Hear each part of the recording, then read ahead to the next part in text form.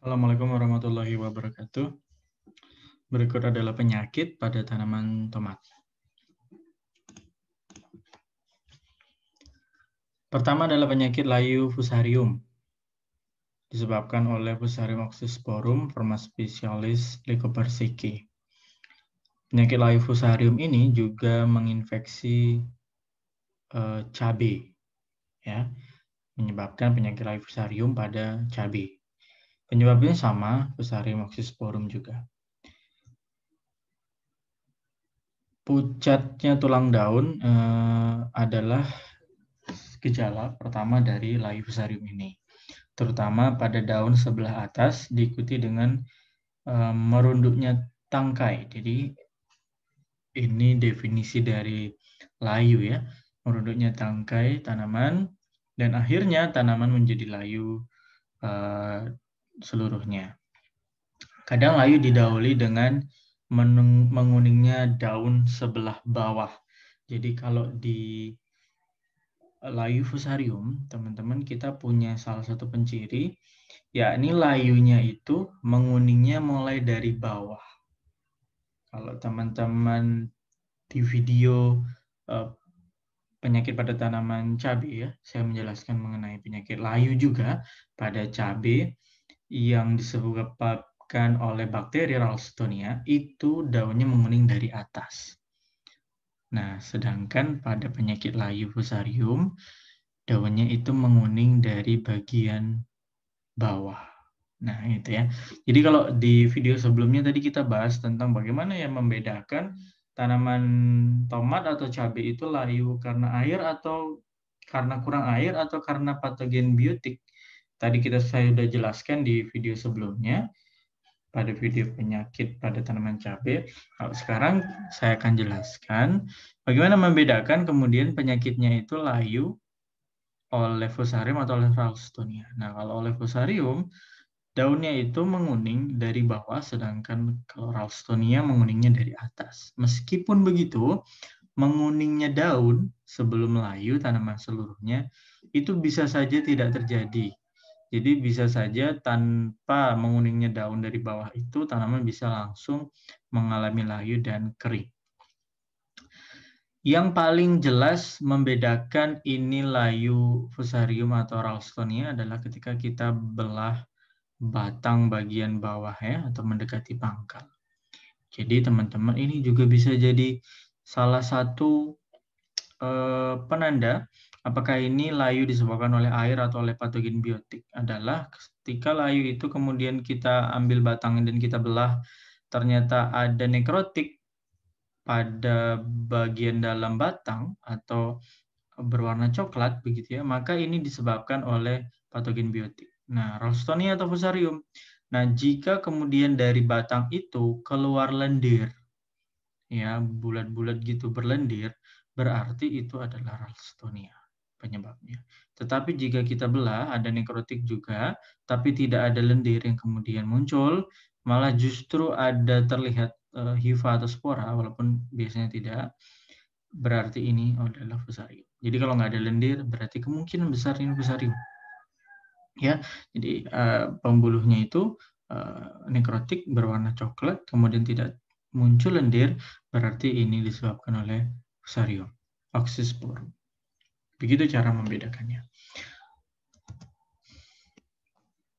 Nah, ini salah satu foto yang sedih sebetulnya, ya, tapi untuk proses belajar ini foto yang sangat baik, yang menunjukkan seperti apa akibat yang ditimbulkan dari penyakit layu fusarium pada tanaman tomat. Ya, kita lihat tanamannya betul-betul menguning kering dan kemudian mati, menyisakan buah yang jatuh ke tanah yang tentu tidak bisa lagi kita panen, ya. Nah, jamur bertahan lama dalam tanah sehingga tanah yang telah terinfeksi sukar dibebaskan dari jamur ini. Artinya tanah-tanah yang terlihat pada foto itu, di situ ada Fusarium oxysporumnya, ya. Dan fusarium yang ada dalam tanah itu sangat sulit untuk kita musnahkan, gitu. Jadi membebaskan tanah dari fusarium itu sangat sulit. Maka pengendalian ini Pengendalian penyakit ini tidaklah mudah sama sekali. Kalau kita tanam kembali tanaman yang sama pada tanah tersebut, pasti kemungkinan besar tanamannya akan kembali terinfeksi oleh Fusarium. Infeksi terjadi melalui, mohon maaf, salah ketik, melalui akar, terutama melalui luka. Jadi jika akarnya terdapat luka, disitulah kemudian Fusarium oxysporum ini akan masuk, menyebabkan gangguan pengangkutan air dan unsur hara, sehingga kemudian kita melihat penampakan tanamannya menjadi layu. Ya, jika dibiarkan lama-kelamaan tanamannya akan mati. Kenapa bisa ada luka di akar? Pertama, luka itu bisa terjadi akibat proses budidaya, misalnya pemindahan. Ya, kebanyakan tanaman tomat ini kan dibibitkan dulu ya, disemai di tempat terpisah, kemudian nanti dipindah tanam. Nah, proses itu bisa terjadi luka pada akar, menyebabkan luka pada akar. Nah, kemudian proses pembumbunan atau karena nematoda juga menyebabkan luka pada akar yang kemudian menjadi pintu masuk Fusarium oxysporum untuk menginfeksi. Meskipun begitu, jamur ini juga dapat menginfeksi akar yang tidak mempunyai luka untuk tanaman-tanaman yang sangat rentan. Nah, teman-teman bisa lihat apakah tanaman tomat pada foto ini layu akibat Fusarium atau akibat Ralstonia atau akibat kurang air. Teman-teman bisa lihat ini tidak mungkin kalau kurang air ya. Kenapa? Karena kalau kurang air, kenapa tanaman di sebelahnya masih segar? Seharusnya juga ikut layu dong, kan sama-sama tidak mendapatkan air. Maka ini menjadi penciri bahwa penyebabnya adalah patogen biotik.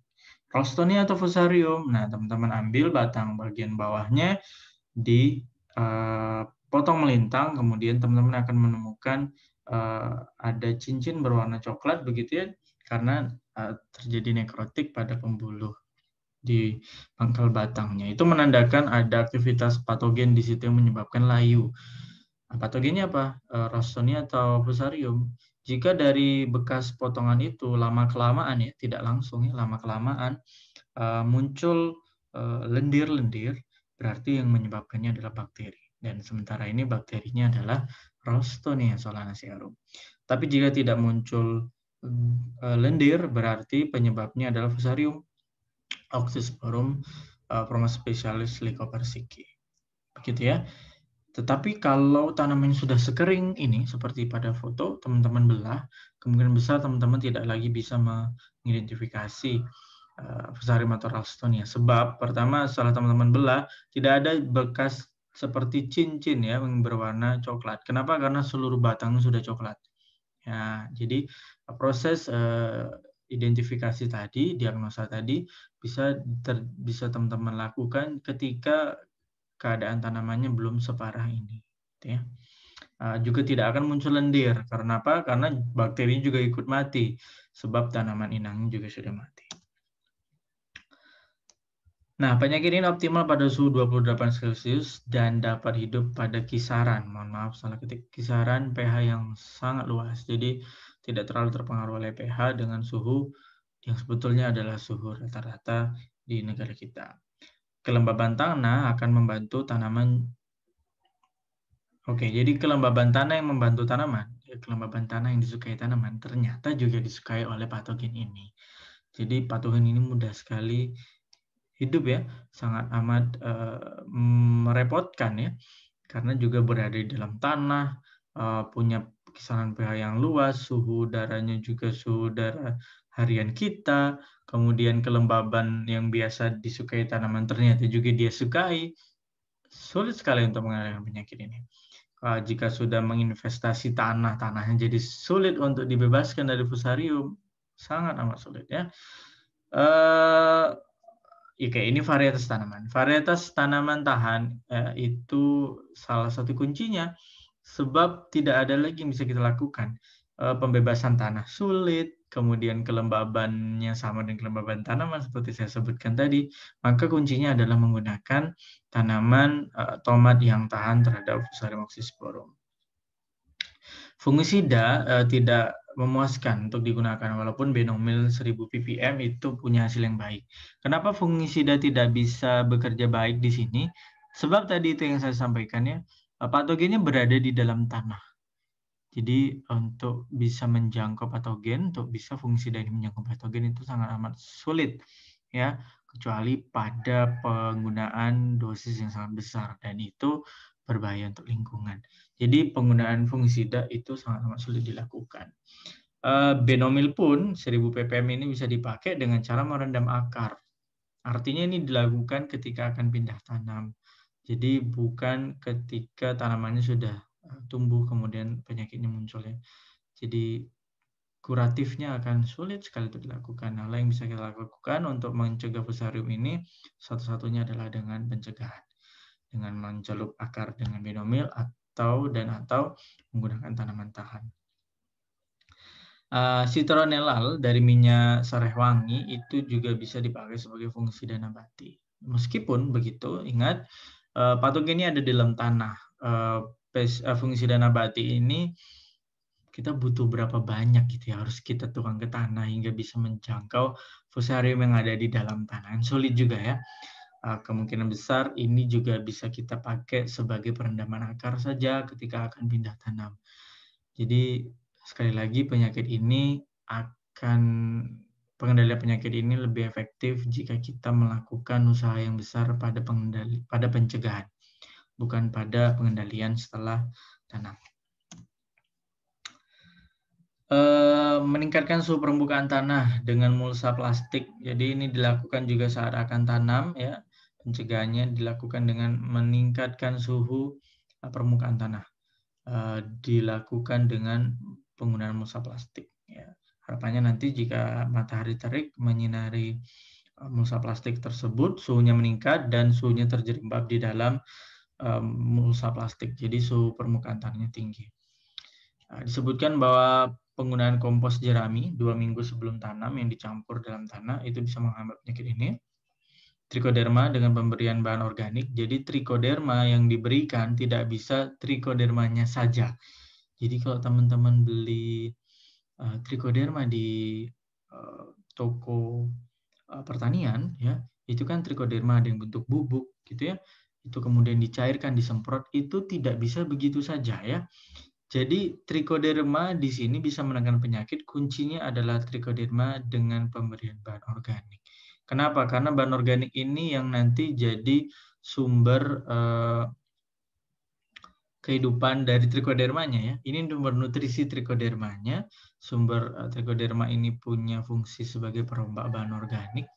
Nah, di samping itu ketika ada patogen, trichoderma ini kemudian menjadi antagonisnya. Gitu.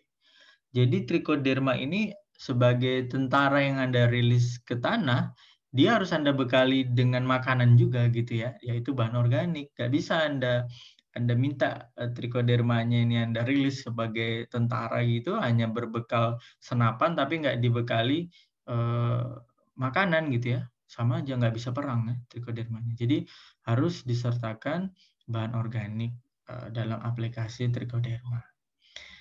Selain trichoderma, investasi mycorrhiza juga bisa mengurangi infeksi pada akar, dan penggunaan Fusarium oxysporum, mohon maaf seharusnya dicetak miring penulisan Fusarium oxysporum yang non patogenik dapat dipakai dalam mengendalikan strain yang patogenik. Fusarium non patogenik apa? Artinya adalah jenis Fusarium oxysporum yang diketahui tidak menyebabkan penyakit pada tanaman tomat. Jadi yang menyebabkan penyakit pada tanaman tomat kan yang forma spesialis Lycopersicki. Nah, ada Fusarium oxysporum jenis lain yang bukan ini, yang memang tidak menginfeksi tomat. Nah, penggunaannya bisa digunakan dan bisa mengendalikan strain Fusarium oxysporum yang patogenik atau yang menyebabkan penyakit pada tomat. Berikutnya adalah layu bakteri, Ralstonia solanacearum yang tadi juga kita bahas di penyakit-penyakit pada tanaman cabai, ini juga bisa menginfeksi tomat ya. Gejalanya layu daun muda atau menguningnya daun tua yang bagian bawah, batang membentuk akar adventif. Jadi keluar akar-akar dari bagian tanaman selain akar. Jadi keluar akar baru di batang, gitu ya. Itu menandakan tanamannya dalam posisi tercekam, stres, biasanya karena gangguan dalam akar. Dalam hal ini gangguan itu disebabkan oleh Ralstonia solanacearum, sehingga kemudian dia membentuk akar-akar baru di bagian batang. Tidak hanya pangkal batang, bahkan naik hingga setinggi batang-batang yang membentuk bunga. Yang paling khas adalah tentu berkas pembuluhnya berwarna coklat, seperti pada foto yang atas, dan kemudian terdapat bakterial us padanya. Bakteri ini menginfeksi melalui luka, meski luka yang sangat kecil sekalipun bisa menjadi pintu masuk untuk bakteri ini. Nah, diketahui bahwa nematoda Meloidogine itu bisa menyebabkan luka pada akar, dan kemudian luka yang disebabkan olehnya itu menjadi pintu masuk untuk bakteri Ralstonia solanacearum. Jadi tomat yang juga terinfeksi Meloidogine itu punya potensi lebih besar untuk terinfeksi Ralstonia solanacearum. Bakteri dapat bertahan pada tanaman lain seperti cabai, tembakau, kentang, kacang tanah, dan gulma terungan. Artinya pengendalian gulma itu akan punya kontribusi besar dalam pengelolaan penyakit ini, termasuk pengendalian nematoda Meloidogine, serta mengurangi terjadinya luka pada akar, baik itu pada proses pemindahan tanam maupun kegiatan-kegiatan budidaya lain yang bisa punya pengaruh pada luka terhadap akar yang harus kita hindari. Ya. Penyakit ini dibantu dengan suhu yang relatif tinggi, sehingga di daratan rendah pun penyakit ini timbul dengan berat. Intensitas dipengaruhi oleh tanaman sebelumnya. Jadi tanaman sebelumnya apa? Jika tanaman sebelumnya adalah inang Ralstonia juga, maka kemungkinan besar populasinya masih besar di tanah, maka infeksi akan terjadi pada tanaman tomat yang ditanam berikutnya. Jadi perlu memperhatikan proses rotasi agar tidak menggunakan tanaman-tanaman yang juga inangnya Ralstonia solanacearum. Pupuk kandang yang umumnya belum matang itu dapat membawa bakteri layu. Jadi penting untuk memastikan pupuk kandang yang kita gunakan itu benar-benar sudah matang. Bakteri berkembang biak baik di tanah pada suhu yang agak tinggi dan banyak hujan. Ini sama seperti yang tadi saya sampaikan sebelumnya.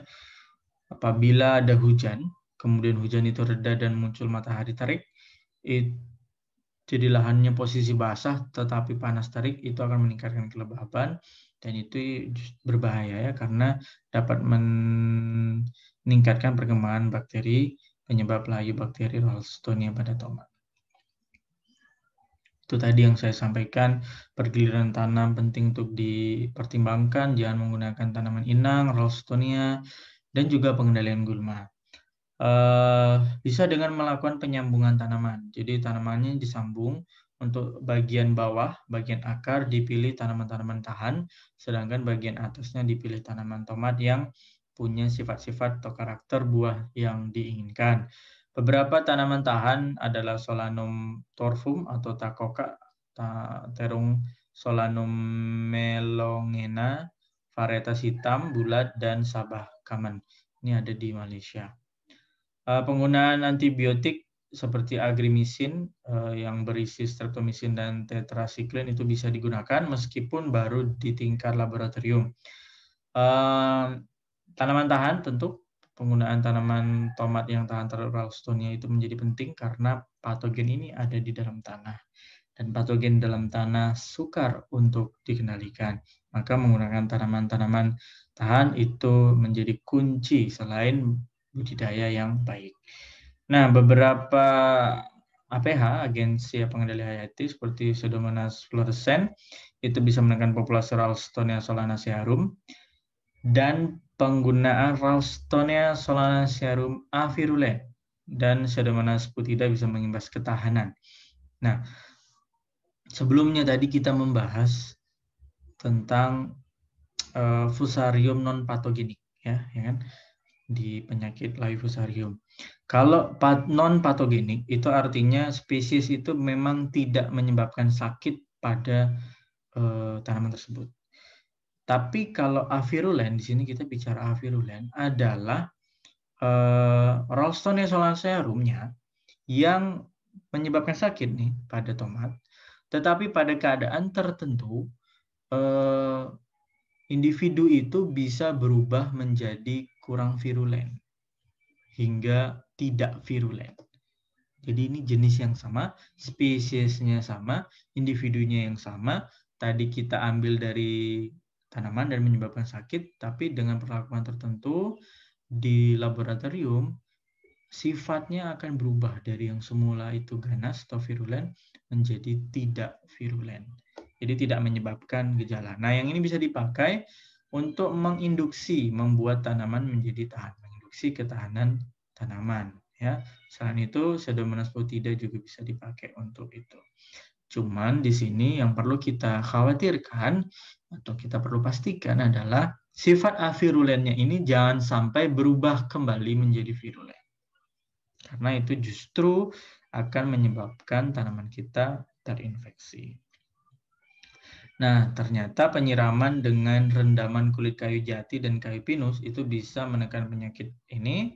Pemberian kulit udang atau urea dapat menurunkan populasi bakteri Ralstonia solanacearum, penyebab layu bakteri pada tomat. Berikutnya adalah virus yang sama yang juga kita bahas tadi di cabai, Tomato Yellow Leaf Curl Virus, TYLCV, yang menyebabkan penyakit daun kuning keriting. Jadi patogen ini tidak hanya menyebabkan daun kuning keriting pada cabai ya, ternyata juga menyebabkan penyakit daun kuning keriting pada tomat. Nah, gejalanya daun berwarna kuning dimulai dari bagian tepi ya. Jadi khas ya, mulainya menguning itu dari tepi daun dan mulai dari daun yang muda. Sebagian daun berwarna hijau agak gelap dan permukaannya menjadi tidak rata atau keriting. Daun mengeriting khususnya pada jenis yang rentan. Jadi keritingnya akan semakin ketara pada varietas tomat yang rentan. Tanaman yang terinfeksi oleh TYLCV ini kemudian akan menjadi kerdil dan tidak berbuah. Jika kemudian berbunga akan rontok, dan jika kemudian berbuah, buahnya akan kecil-kecil. Sejauh ini kita tetap mencari varietas tahan, meskipun belum ditemukan yang betul-betul 100% tahan terhadap penyakit ini. Setidaknya kita sudah temukan beberapa varietas yang toleran terhadap penyakit daun keriting ini, daun keriting kuning ini. Jadi toleran artinya infeksi tetap terjadi oleh virus ini, gejalanya tetap muncul walaupun tidak parah, dan tanamannya setidaknya tetap bisa menghasilkan. Nah, seperti tadi juga kita jelaskan di cabai bahwa penyakit daun kuning keriting ini ditularkan oleh Bemisia tabaci atau Bemisia agrentifolii, atau kita kenal dengan kutu kebul. Nah, bentuknya seperti pada foto ini ya, berwarna putih sayapnya, kalau tubuhnya sendiri berwarna kekuningan ya, sedangkan sayapnya berwarna putih. Ukurannya sangat kecil sekali. Nah, karena jumlahnya itu banyak, kemudian ketika ada aktivitas manusia di situ, berterbanganlah kutu kebul ini seperti halnya asap ya yang mengebul. Makanya kemudian disebut sebagai kutu kebul. Nah, Bemisia ini dapat mengandung virus meskipun sudah berganti kulit. Jadi virusnya bertahan di tubuh Bemisia tabaci. Meskipun begitu, ketika Bemisia ini nanti bertelur, telurnya itu tidak mengandung virus. Artinya generasi berikutnya tidak membawa virus. Bemisia itu dapat mengeluarkan virus ke tanaman-tanaman selain tomat, seperti bambadotan dan cepluan. Karena itu, bambadotan dan cepluan itu termasuk gulma atau tanaman yang kita harus antisipasi berada di sekitar tanaman tomat kita. Karena juga berarti bisa menjadi inang alternatif bagi virus TYLCV ini. Dan jika ada Bemisia, Bemisia bisa menghinggap di bambadotan atau cepluan, menginvestasi virus, kemudian menularkan pada tanaman tomat kita. Selain ceploan dan babadotan, virus juga dapat menular ke mentimun, semangka, melon, tembakau, paprika, melati, dan cabai tadi ya. Jadi ini adalah tanaman-tanaman yang tidak bisa kita jadikan tanaman pengganti atau nggak bisa kita melakukan rotasi dengan tanaman-tanaman ini karena tanaman ini juga terinfeksi oleh TYLCV.